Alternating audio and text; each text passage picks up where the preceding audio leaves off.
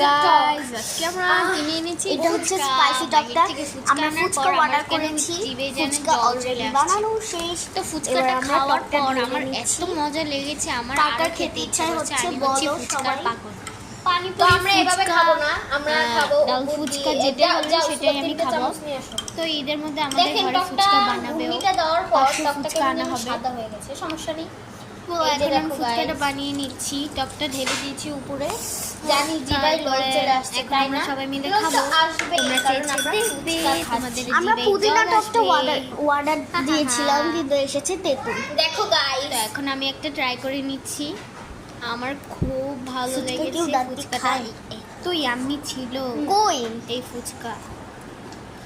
এবার সবাই দেখো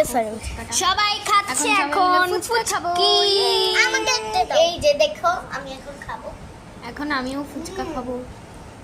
এই যে আমার অনেক মজা লাগছিল ফুচকাটা ঝাল মজা কিন্তু ঝাল বেশি বোম্বাই মরিচ দেওয়া হয়েছে এই ফুচকাটার মধ্যে আমার এই পিচ্ছি বুড়িটা একদিন আমরা আগেরবার আমরা ফুচকার ভিডিও দিয়েছিলাম তারপরে কমেন্টে এসেছে এই ফুচকি কি ঝাল খেতে পারে নাকি অনেক ঝাল গাইস বোম্বাই মরিচ দিয়েছে